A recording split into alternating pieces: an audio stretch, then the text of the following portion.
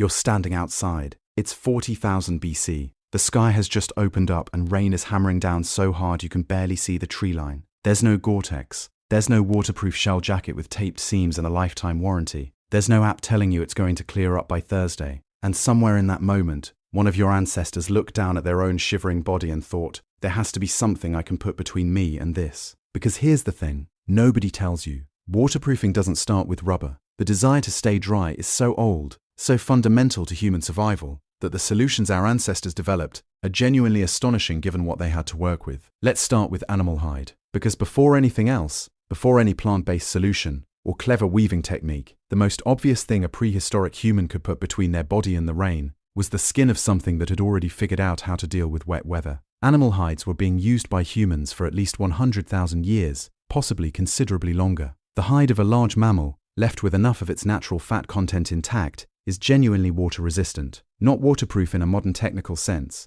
A thick bison hide, an elk skin, a bear pelt, worn with the fur outward, these things shed water. Rawhide alone isn't enough. Untreated skin stiffens when it dries, cracks, and eventually falls apart. So early humans had to learn not just to take the skin but to treat it, and the process they developed for doing that, which we now call tanning, involved rubbing animal brains into the hide to break down the collagen fibers and keep the material soft and pliable. Brain-tanned hides absorb significantly less water than raw skin. They drape, they breathe, they stay flexible in cold conditions. This is not a primitive or accidental technology. This is deliberate applied chemistry, worked out through generations of trial and error, by people who had no vocabulary for chemistry whatsoever, but who absolutely understood cause and effect. Now let's talk about fat and grease, because the other major waterproofing strategy in the ancient world wasn't about the material itself, it was about what you put on the material. Animal fat, rendered and rubbed into both hide and woven textiles, creates a hydrophobic barrier that sheds water remarkably well. Archaeological evidence from sites across northern Europe and Siberia suggests that people were applying animal fats to their clothing at least 30,000 years ago, possibly more. If you're hunting in Siberia or Scandinavia,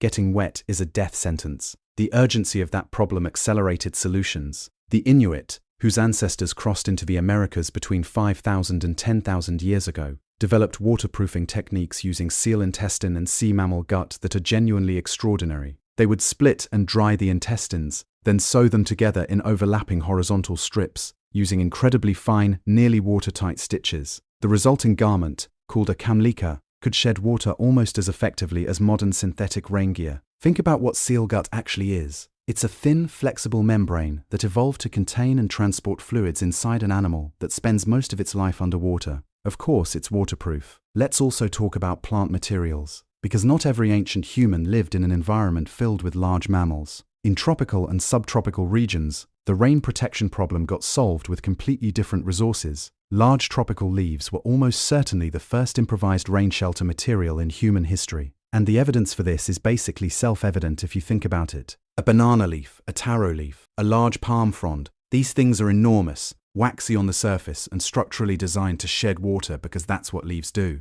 Any hominin smart enough to recognize cause and effect, and by 300,000 years ago they absolutely were, would have noticed that standing under a large leaf tree in the rain was significantly drier than standing in the open. And from holding a leaf, the jump to weaving leaves together into something more durable is also not as large as it sounds. Woven grass and palm leaf structures appear in the archaeological record across Southeast Asia, the Pacific Islands, and Central and South America, going back thousands of years. Some of the oldest surviving textile fragments from tropical environments show sophisticated interlocking weave patterns that maximize water shedding by ensuring no two gaps in the material line up directly. That's not accidental. That's someone thinking through the physics of rain penetration without ever having taken a physics class. Here's where it gets genuinely fascinating. In many parts of the ancient world, bark was a major waterproofing material, and specifically bark processed through a technique called felting, or beating. In Japan, in Polynesia, in parts of Africa, and pre-Columbian Mesoamerica, the inner bark of specific trees was soaked, beaten with grooved mallets until the fibers separated and matted together, and then dried into a flat, flexible sheet called tapa, or bark cloth. The beating process interlocks the plant fibers in a way that reduces porosity significantly. It doesn't make the material fully waterproof, but it slows water penetration dramatically compared to untreated bark or woven textile. In Hawaii, kapa makers also treated finished bark cloth with plant-based dyes and oils that added additional water resistance. The craftsmanship involved in high-quality Tapa production was extraordinary, and the knowledge required to identify the right trees, process the bark correctly, and treat the finished material was maintained through generations of specialist knowledge passed down through families. Now, here's a question worth sitting with. Why is it that so many independent cultures, with no contact with each other whatsoever, reached for such similar solutions? Fat and oil applied to membrane or fiber. That combination shows up in the Arctic, in the Pacific, in the Mediterranean, in sub-Saharan Africa. The Romans used lanolin-treated wool. The Norse used tallow-treated leather. The Japanese used persimmon tannin applied to woven cloth. These aren't connected technologies. These are independent discoveries of the same underlying principle, which is that hydrophobic substances applied to a permeable material reduce water penetration. Every culture that figured this out did so by paying close attention to the behavior of naturally occurring materials, asking why certain things repel water, and then applying that observation deliberately and consistently. Lanolin is worth a specific mention here, because it's one of the oldest waterproofing substances humans ever exploited, and most people have never thought about it. Lanolin is the waxy secretion that coats the wool fibers of sheep. It's why sheep can stand in the rain for hours without getting soaked to the skin. The fibers are already treated by the animal continuously from birth. Humans who kept sheep and worked raw wool would have noticed very quickly that unwashed wool sheds water and that heavily washed, defatted wool does not. The traditional fishermen's sweaters of the North Atlantic, the Aran sweaters of Ireland,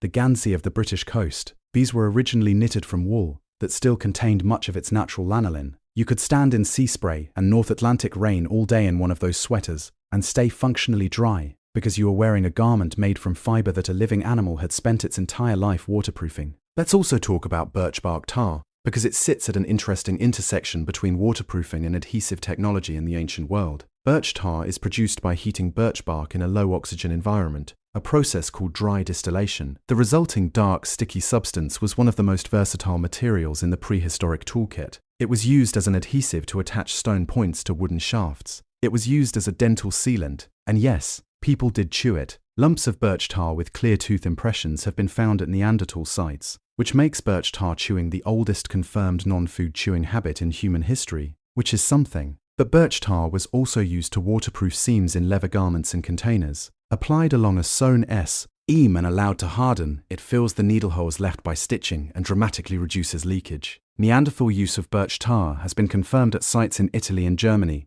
dating to at least 200,000 years ago, which means the waterproofing application of that material could potentially be just as old. And that's before we even get to the question of early basketry and container waterproofing, where people in the American Southwest were coating tightly woven grass baskets with pine pitch to make them hold water as far back as 10,000 years ago. The same pitch that made a basket hold water on the inside could make a covering shed water on the outside.